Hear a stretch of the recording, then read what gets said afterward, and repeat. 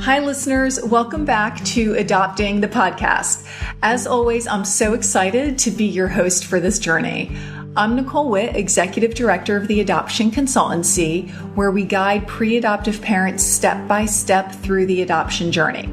In Adopting the Podcast, we're going to focus on the issues, questions, and concerns you have as you get started in your adoption journey. This is for people just considering, brand new to, or early in the adoption process who are trying to get their questions answered and figure out their best path forward, as well as learn about what to expect and how the process works. Today, we're going to shift gears a little bit from the how-tos of adoption and focus instead on something that often gets overlooked: self-care. I find that people do a much better job focusing on self-care when they're going through the medical treatments than they do when they are pursuing adoption. I think that's because the medical treatments are so obviously focused on one's body that perhaps the connection is a bit more clear. So there are lots of medical patients who pursue things like meditation, yoga, acupuncture, etc. during an IVF cycle, but abandon those efforts when they shift gears to adoption. Yet all of those activities have mental and emotional benefits in addition to physical benefits. And that can all be critical to having as positive an adoption experience as possible. Today, we're going to discuss the importance of self-care during adoption, the benefits of it, but also the challenges of it, and the various approaches one can take. To discuss this topic, I'm thrilled to have with me today Sherry Longbottom. Sherry is known online as My Yoga RN and can be found at myyogarn.com. She has been a licensed registered nurse for over 30 years and is an experienced certified yoga teacher in numerous forms of yoga. Sherry is also a mindfulness meditation teacher and a certified personal trainer who specializes in helping women on their fertility journey with her various yoga programs, which are offered currently live as well as online with others going through similar journeys to becoming moms. Welcome, Sherry. Thank you so much for being here. Thank you so much, Nicole, for having me. And I'm also thrilled to welcome Nicole Lang, who's the creator of the Baby You Want Mind Body program. And she also has a private acupuncture practice called Life Healing Life. Nicole is an acupuncturist and a mind-body educator who has exclusively worked in the areas of fertility and trauma since 2006. As a trauma survivor with both PCOS and endometriosis herself, Nicole has worked with thousands of women and couples on their family building journey. She has an online 90-day holistic program for all people that are working towards the family of their dreams. Welcome, Nicole. Thanks for being here. Thank you for having me. I'm already nodding vigorously over here. Awesome. Well, let's start with the basics. I think one thing that keeps people from practicing self-care is that it often feels like just an other item on the to-do list, right? Like it's something that's going to take a lot of time and actually add stress to their busy lives as opposed to reducing stress from their lives. How do you guys respond to that? Well, I would start with saying that yes, I do hear that quite often. And I like to, when women start the program with me, I like to go ahead and explain to them that meditation is one of those wonderful things where you really can take bite-sized chunks of it. So maybe, you really only need 2 to 3 minutes and you will feel the benefits of your mind relaxing, your body relaxing. It really is a beautiful thing. It's a small amount of time and you don't have to set aside a giant amount of time to do it. Even lots of teachers that do meditation and reap the benefits of it only do it a couple minutes a day. It doesn't take a lot of time to get the results. So after that first class, if somebody wants to do a class with me, they feel the benefits after the very first class. The meditation is along with the yoga as well, but you really don't need a lot of time. Okay, that's great to know. Nicole, why do you think self-care during the adoption process is worth talking about and being proactive around? Yeah. So, well, first of all, you kind of alluded to it in the introduction. So there's often a lot that comes before. And so there can be side effects that are lingering. There can be ambivalent kind of ambiguous grief that's unresolved.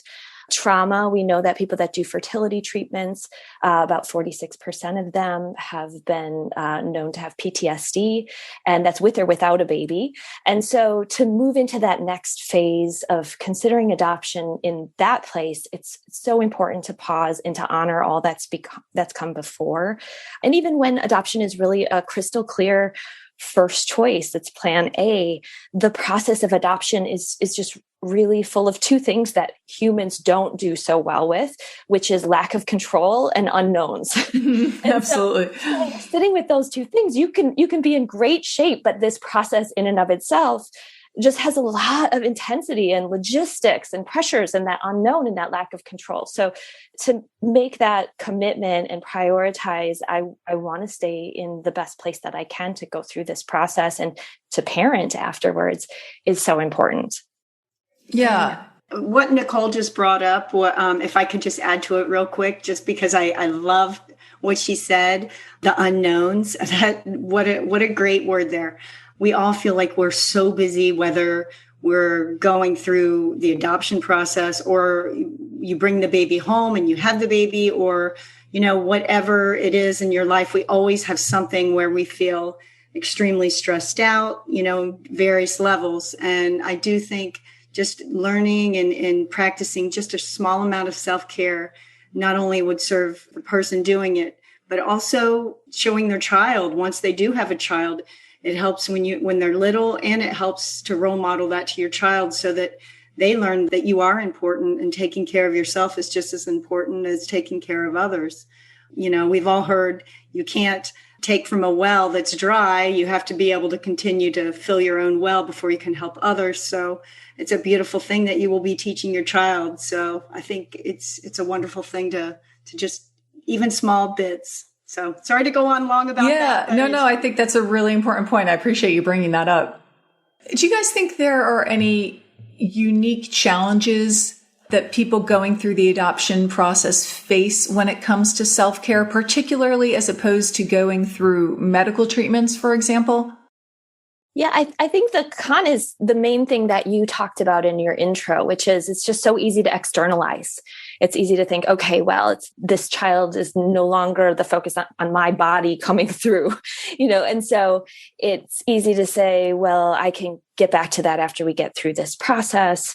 But right now I have to do this paperwork. I have to get this thing filed. I have to get these, T's crossed and I's dotted. And it's a real disservice because all the things that Sherry said about doing it for yourself, doing it for your future child, but also it's a real disservice because this is a place where you're, as a holistic practitioner, doing those sorts of treatments in that space where the shift isn't about just the treatments or getting pregnant allows this opportunity to kind of get to the pure essence of what the person really needs. It's not treating side effects. It's not trying to troubleshoot pelvic blood circulation or things like that we do with acupuncture a lot of the times during treatments. So I think I want to challenge people to come back to thinking about how much it matters in this space. Mm-hmm. Yeah. I also have quite a few women in my class that start the fertility process and then they decide that they, want to go the adoption route, and they stay in the group because they just having the support of the other women, there's still stress going through this process, and being able to feel connected with others who are, cheering them on and supporting them. And because getting a baby is getting a baby. And so, continuing on, it's beneficial for sure for who's going through the process. Okay, great. So before we talk about some of the specific ways that people can practice self-care, is there a best kind of self-care, or is there a right way and a wrong way to do it? This is one of my favorite topics. So you could answer it two very different ways, but my approach, I think this goes with what Sherry was talking about like doing small things that accumulate, is that to me, the wrong way would be something that I call faux holism. So there are things that are technically could be good for you, but they're done in a directive way, in a, my practitioner is telling me I have to do this many treatments or come in this often, or I have to meditate for an hour or things like that. So it ends up looking pushy and strict and rigid and uncustomized. And it really feels stressful. It's back to your first question. It kind of tips you more towards imbalance than balance, even though these are technically things that could be good for you if done in a different way. Versus, to me, the right way is something called truly holistic self-care, which is just really listening to what you actually want and have the time and the space and the energy to do. So it's going to be moderate, it's going to be nuanced and customized and flexible. And it might be that 2 minutes of meditation, or it might be, one yoga class a week instead of going to 3, or, one acupuncture treatment every other week instead of coming twice a week. But it feels actually balanced. It actually shows up in the way that you want it to show up. It's going to be moving you towards abundance and balance versus away from it. And again, that's where we want to bring a child into, however we're doing that. And so that's, to me, the distinction for what's right and what's a wrong way to do it. Okay, awesome. So I want to ask you guys a few specific questions, specifically about yoga, acupuncture, and meditation. So let's start with yoga. Sherry, can you just kind of give us a 30,000 foot view in terms of how can yoga help during the adoption process? Sure. Yeah. Just the same as for the fertility and prenatal students. No different. The women that are going through an adoption process are stressed, have high levels of stress, are thinking about their future just the same, bringing the baby home, and being a mother and all of these different things. So yoga helps you get in touch with your body, connects that mind, body, spirit, because as we know, body's just one part of it, and moving and getting circulation and blood flow. Yes, that makes you feel great.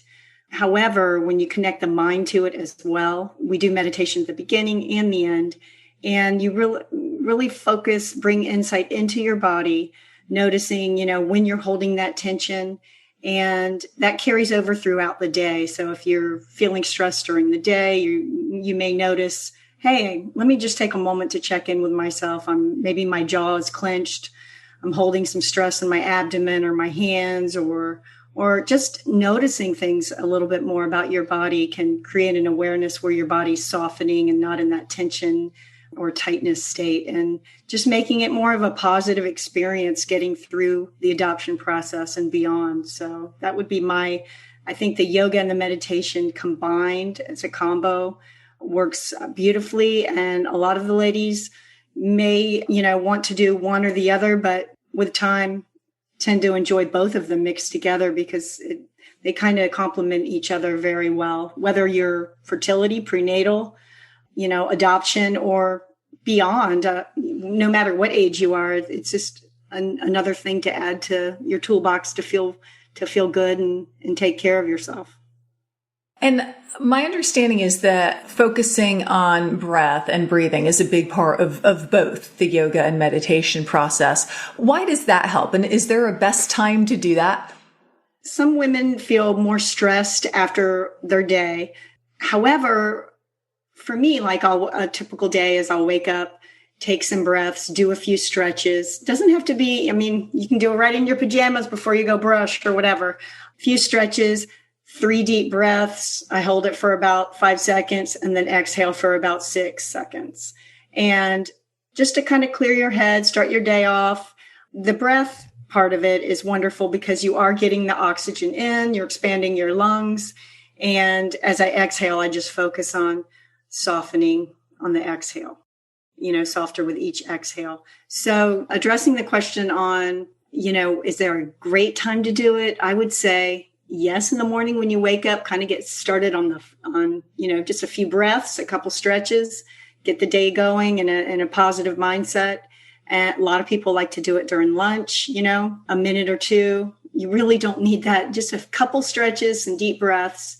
And at night, I would definitely say, because our mind likes to, when we get in bed, the mind likes to go and think about the whole day and think about the future. And to help you stay in a present tense, then do some stretching, some deep breaths. It really does rebalance It calms the nervous system. It turns on that parasympathetic system where your body is more relaxed and wants to lay down. And I do have lots of different meditations for getting into bed and quieting the mind and getting more rest instead of laying there and letting your mind take over. Right. Now, is there something different about yoga for those going through adoption? Like, what did they get differently from an adoption focused yoga class versus, going to their local yoga studio and just taking any class? Yeah, 100%. I've thought quite a bit about that. And many of the women have told me, which I love to get feedback from them as well.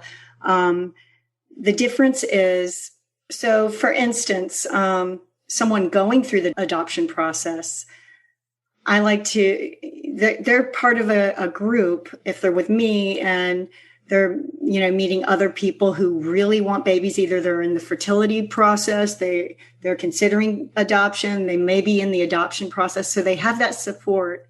We are still doing poses that are gentle, restorative, helps kind of calm their nervous system, along with the meditation. The support part of it and being connected with other people that understand is a giant part of it.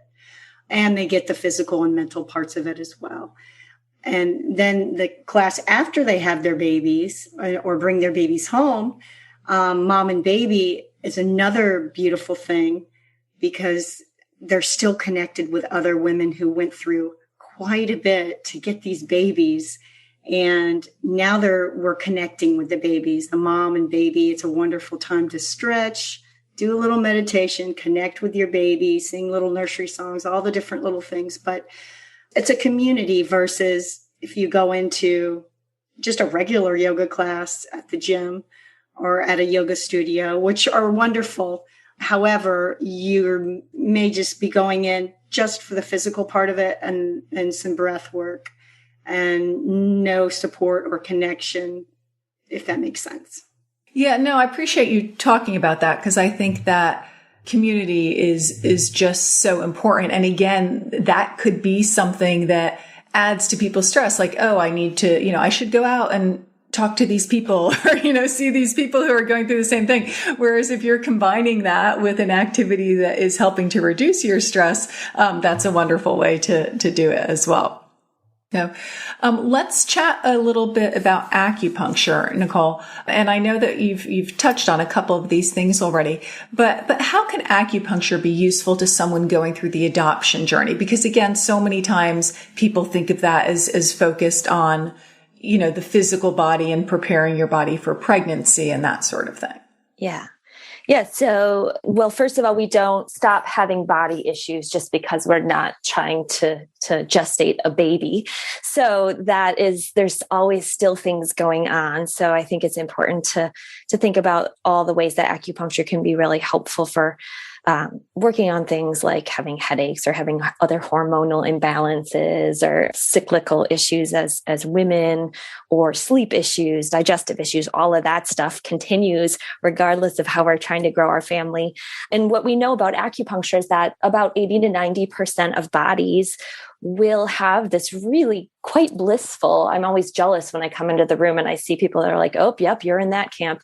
The body will release dopamine and serotonin and endorphins. And it feels like you just, did a run and without having to do anything. You're just laying there listening to a meditation or music, nice and cozy.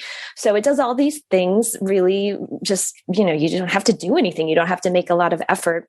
The brain activity calms down, so we can look at like fMRIs and watch the brain scans turn increasingly black as the brain quiets down, which is just such a wonderful gift in a place where you have so much to think about. And all the other things that take you out of fight or flight and into rest, digest mode are really great. That said, I just gave a talk last week and I said, if I had to pick acupuncture over education and the DIY layers, I would pick education and DIY every time, because of course there is a certain percentage of bodies that for complicated, probably genetic reasons, don't have that robust of a response. And the way that you can tell whether you do or not is you kind of got to try it and see how it feels. But even for those that do have just the most blissful acupuncture body response, they're going to walk out the door and face all that stressful pressure and unknowns and the things that we're talking about. And so that's where the little 2 minute breath resets and the feeling your butt on your chair and getting out in nature and playing games with your partner, or, planning a date night or cultivating a hobby or joy. All of those things aren't talked about as much anywhere in this process. And so when we're thinking about those things as self-care, then we walk out the door and we either build from and maintain that reset from the acupuncture or the yoga or the meditation, or we even, grow from there. So I think education and all of this, the truly self-care stuff is so huge.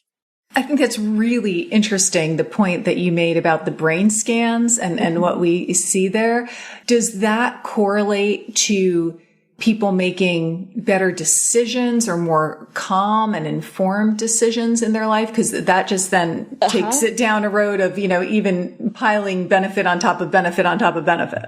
Yeah, it is. And especially when you know how to maintain it, you remember to take the breaths at the beginning of your day, and you remember to feel where you are in your day as you're sitting at your desk and feeling your fingers on your keys.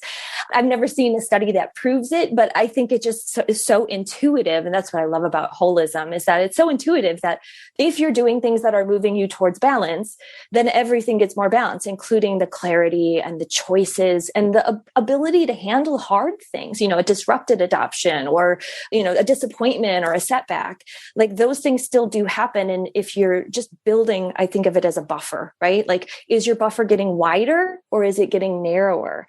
And how does that feel to have that wider or narrower buffer in anything you're doing? And the name of my online program is kind of strange at first blush. It's called The Baby You Want, but it comes from this idea, like the baby you want is born to a parent with a really wide buffer and a lot of abundance and a lot of skills and tools in their toolbox. And so it's not necessarily, it has to be a biological kiddo from your own uterus, but it could be any number of ways. But what we all really want is health and balance and a family, which is beautiful. That's awesome. That's a really interesting way of looking at it. So I know we've talked about how these activities don't need to take up an excessive amount of time, but if that was not a critical factor for somebody, what would you guys say about, what really is the ideal frequency of, how many times a week, or, what would you recommend that somebody do yoga or meditation or acupuncture really to get, substantial benefits out of it? Sherry, do you want to go? Well, I would say, as far as yoga, I get this question a lot because a lot of the women that are in the fertility and they're trying, the only new thing they're adding is they think if they do more, then they're going to get different results then. So less is more sometimes. So the ones that are exercising and over exercising, we usually cut that way back. The yoga, usually we do every Saturday. So they do it once a week and it's an hour. And, the support and community part of it, we talk at the beginning and end. So really they're only getting maybe 30 to 40 minutes of the yoga and meditation, but that's all they need. And they will get a recording and they can practice it during the week. Depends on each person, because we all have different anxieties and different things that raise that anxiety or the levels of stress. I loved what Nicole said about creating buffers. 100% agree on that, because I like to tell the students that when they start the class, usually it's kind of like you can go from 0 to 10 real quick and get upset about something. The more you practice over time, not the length, but just practicing in small little bits over time, instead of going from 0 to 10 in a short amount of time getting angry, you may go from 0 to 5, and the time span will take much longer, if that makes sense. So you have a longer buffer, and you may never get up to level 10. You may, but it might take a lot longer, and it may be much bigger things than smaller things that used to, get that same response. So I would say once a week with a group, because I really do like the accountability and the support and the community. And if you're not able to make a group class, make sure you find a class or something that will send you the recording so that you can still do it once a week. And if you're feeling anxious and you feel like you need to do it more than once a week, maybe a couple times a week. I usually tell my students don't do it any more than 2 or 3 times a week unless something is, you're super stressed out and you want to do it every night in short amounts, maybe 15 minutes, 20 minutes, not, the whole hour. So in this case, it's just taking a little bit of time out and looking into your body, noticing how you're feeling that day. And if you feel like, oh, I need to do something tonight, maybe before bedtime or when I get home from work to just kind of unwind, do a little bit of the yoga and meditation, just maybe a little snippet of it, that definitely will help and kind of take the edge off instead of going to wine. Right. So, well, I think that message of less is more is really important because that's so different than the message we hear in pretty much every other part of our life. So that can be a hard one for people to remember and internalize. So I think that's a really important message. It's so American to just do it and work harder and no pain, no gain. And you're never going to find a fertility book that's like, did you think about pruning? Could you cut back? Could you, is that actually showing up? I use a quote in my program a lot. That's, no matter how beautiful the strategy, you have to occasionally stop and look at the outcome. If you're doing yoga 5 times, I've had a person walk in and start crying in an appointment on first visit. And I'm like, what's going on? And she recited her schedule. That's why she was crying, because she had so many things she was doing for her fertility, for her self-care, that it was just totally overwhelming her. So I'm like, oh, you should probably maybe not see me or see me less or cut a whole bunch of stuff.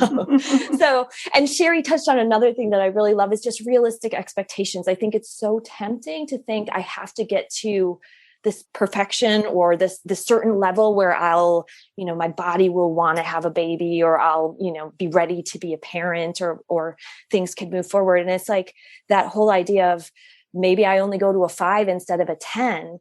That is perfect. Realistic expectations. You're not going for perfection. You don't need to be perfect. This isn't about, being merit-based or effort-based at all. It's really huge. So I love that answer so much. And acupuncture, I have a video on my YouTube channel that's, what the research says about frequency and number of treatments and things like that. But absolutely every time I say, start with that and then think about what it actually does in your life. So if it says this number and that feels like too much, then that is, and you'll still get really good results doing the level that actually works in your life and increases that buffer. And I would just add one quick thing on the yoga. Don't be afraid by yoga, all the listeners out there. The yoga classes that we do are super gentle. They're restorative. You kind of small stretches, and we have lots of props and relaxing. And the ones that we're doing virtual right now, you use pillows and bolsters, whatever you have around your house, rolled blankets. They're very relaxing. So it's nothing like what you see on the web where people are doing headstands and holding poses long. And we're not doing any of that. So if you've never done yoga before, don't let that scare you. Yoga is really for all. Okay, important point. Thank you for clarifying that. So before we wrap up, I know we've kind of sprinkled this concept throughout the various topics that we've discussed, but is there anything else you want to mention about how working with a person or couple who's pursuing adoption is different than working with those doing fertility treatments in these self-care areas? Anything we haven't covered yet or anything you want to add to? I was really struck, Nicole, I listened to the previous episodes of the podcast, your podcast, and on the first episode talking about this idea of abundance, and I get to, and shifting that. I think there is a real beautiful shift that is possible here.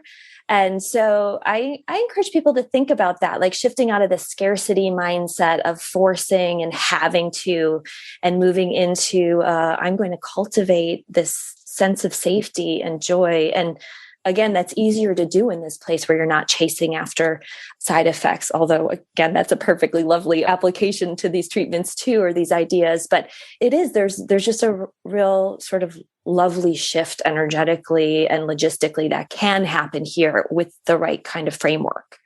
Mm-hmm.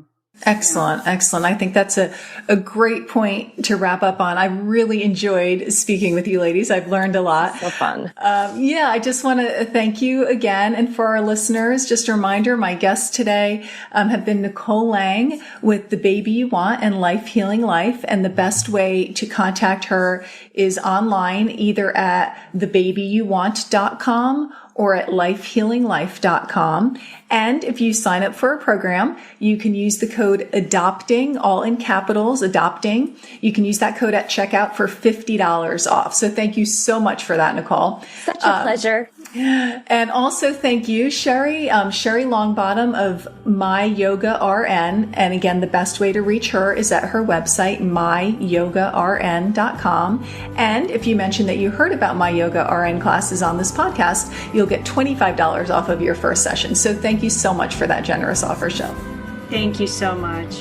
And listeners, most of all, I'd like to thank you for tuning in. I hope you've learned something today that you can immediately apply in your life that may make your family building journey a little less stressful. Please be good to yourselves. Take care, and I'll catch you next time. Thanks.